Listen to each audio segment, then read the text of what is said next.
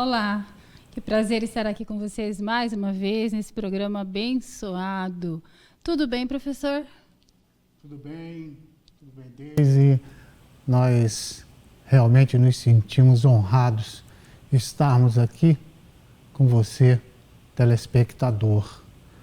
Estamos reunidos em nome de Jesus. Vamos dar início com a leitura do capítulo 50 do livro As Coisas da Vida e do Espírito. Como despertar. O sol já raiou e a noite das dores foi embora. Levanta-te. A luz te convida para despertar. A fonte de amor já está jorrando sobre ti. Não desista. Levanta-te e segue com a paz que te chama para assumir a tua vida. Deus é o Criador de tudo no universo, fonte inesgotável de amor e inteligência suprema. Pode-se passar pelas dores que for, pelos maiores sofrimentos. No entanto, quando nos reconhecemos filhos de Deus e suplicarmos pelo socorro, este sempre virá ao nosso encontro.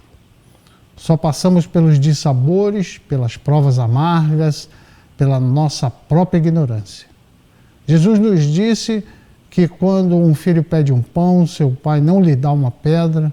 Quando um filho pede um peixe, seu pai não lhe dá uma serpente, que dirá o Pai Celestial. Não podemos pensar que a vida se resume do berço ao túmulo. Somos parte de Deus e, sendo assim, somos infinitos. Nascemos e morremos inúmeras vezes porque temos a necessidade de nos resgatarmos. Quando observamos semelhantes, cegos, moucos, mudos, paralíticos, amputados, cancerosos, e ficamos pensando e questionando como, entre aspas, em letra minúscula, Deus permite isso com seus filhos, justamente pela justiça. Jesus nos ensinou, entre aspas, quem com ferro fere, com ferro será ferido. Assumindo as nossas vidas, nós carregaremos os nossos fardos, estaremos rumos à luz solar. O que nos dará segurança para seguirmos confiante é o conhecimento. Precisamos estudar o Espiritismo, a terceira revelação, o Consolador. Leia o Livro dos Espíritos e o Evangelho segundo o Espiritismo e depois procure outras obras. Você irá pasmar com tantos entendimentos lógicos. Então, está aí a dica para que a gente possa despertar. Despertar com a boa nova. Vamos começar, professor? Hoje nós tivemos muitas perguntas sobre a catástrofe que se passou no Paraná na semana passada, com mais ou menos 90% das casas que foram destruídas, ventos de 250 km por hora, devastou a cidade, né, de Rio Bonito, do Iguaçu. Então, as perguntas dos telespectadores, professor, foram basicamente sobre as tragédias, sobre esse tipo de tragédia. A primeira pergunta de uma internauta do bairro Tijucal, ela pergunta assim: como o Espiritismo explica esse tipo de tragédia, professor? São as tragédias coletivas, né?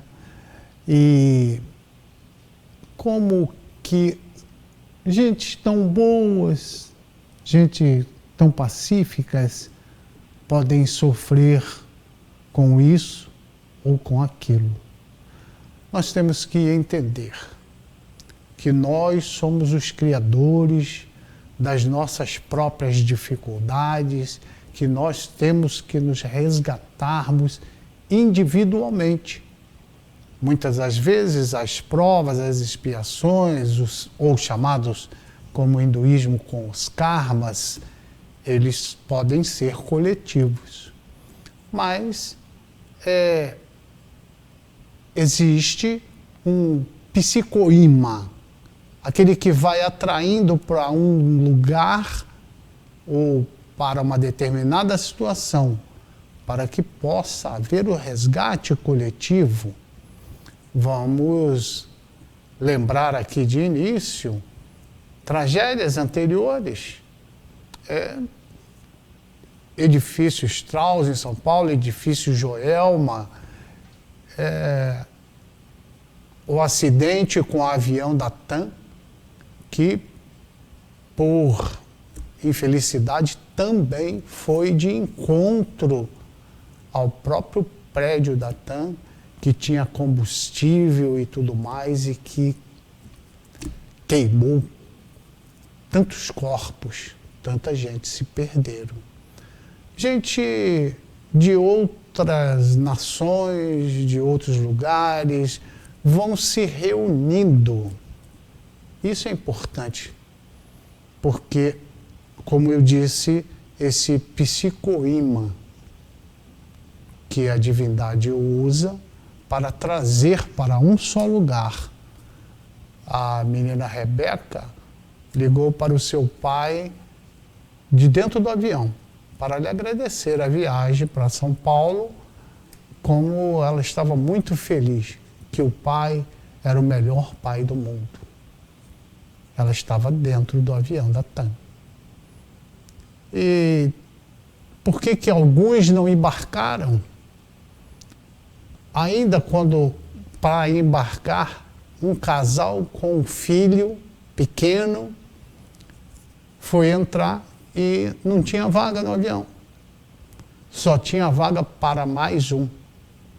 E é lógico, por uma visão lógica, para ir um e ficar o outro, não iria nenhum dos dois. Mas o que aconteceu? Que foi resolvido entre eles: vai você, o nosso filho, e eu vou atrás de alguma empresa de aviação para ir em seguida. E ela foi com o filho. Ela também entrou no avião. E ele não embarcou naquele avião para São Paulo. Teve um jovem com relato também, que no táxi ainda falava com o pai, que ele não sabia se ia, não, ele iria. Depois, não, estou pensando bem, não sei se eu vou. Não, eu vou sim. E desceu do táxi para chegar até na fila para fazer o check-in. Na hora do check-in, depois de chegar o momento dele, falou: pois não, senhor, o senhor vai fazer o check-in? Ele falou: não, na verdade eu vim aqui para remarcar para amanhã. Eu não vou hoje, eu não posso ir hoje, eu vou para amanhã. E ele não embarcou do voo para São Paulo. Então são criaturas que estão destinadas pelo psicoímã até chegar no lugar de uma tragédia. E aí também, lugares como no interior do Paraná, reuniu-se pessoas que tinham as suas penas, as suas situações para pagar coletivamente. Então perceba, vamos falar, como assim de estar num lugar? Como que eles se reuniram?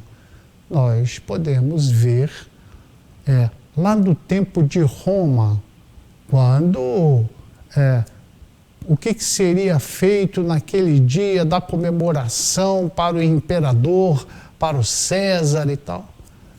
E não tinha o que de novidade, até que gritaram: os cristãos, vamos queimar, vamos torturar os cristãos. Ela falou: excelente ideia e tal, então saiam todo o povo e vão à caça dos cristãos. E no dia aprazado para a festa, estavam lá, empalados, muitos que morreram empalados naqueles varões, outros com betume, foram passados betume nos cristãos para ser incendiados. E nós estávamos lá para tocar o incêndio, acender a tocha, nós que empalamos aqueles corpos, nós que fizemos isso e aquilo de ruim. E irmão Camilo, benfeitor de Raul Teixeira, quando foi questionado a respeito dessas situações, contou que seria necessário passar anos após aquelas torturas para que eles assimilassem, que fossem pagos, que passassem tempo para pagar prestações pequenas para até um determinado período chegar a um resgate maior. Vamos lembrar do profeta Elias, que degolou os profetas e que passados séculos e séculos é que ele vem, como João Batista.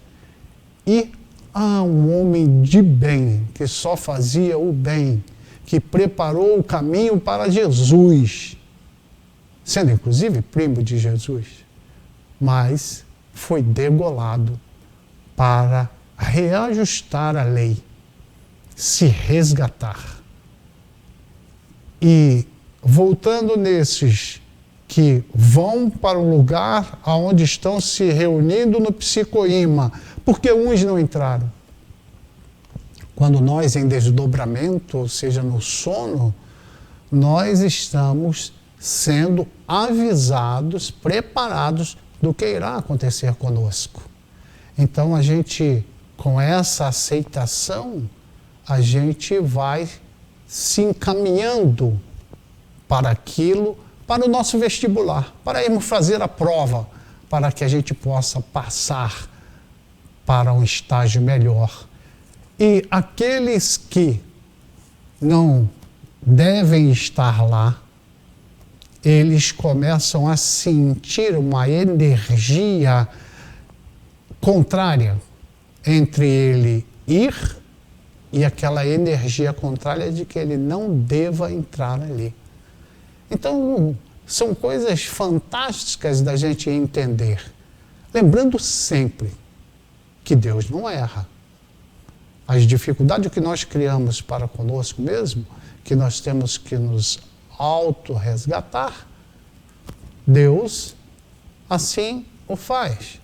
Nós podemos ver, se houver tempo, depois de percebido mais algumas perguntas, aqui no livro dos Espíritos que eu trouxe, para ver ali nas questões 524 a 528, essas situações que nós estamos falando, o como que a espiritualidade age, o quanto que ela nos auxilia, quer seja para o resgate ou para que nos separem, que não está na hora da gente passar no vestibular. Então são essas as situações, o que o Espiritismo pode explicar. Espero que você entenda que ali, naquela cidade, reuniu-se aquelas pessoas que tinham que ter esse resgate. A dor moral, foram, se eu não me engano, registradas até agora, né, desde 700 pessoas feridas e dezenas de pessoas mortas. E aí você fala, mas é só pessoas boazinhas, pessoas do bem que foram. Bem de agora, perversas no passado. Vamos lá. Nós vamos para o intervalo e voltamos daqui a pouco.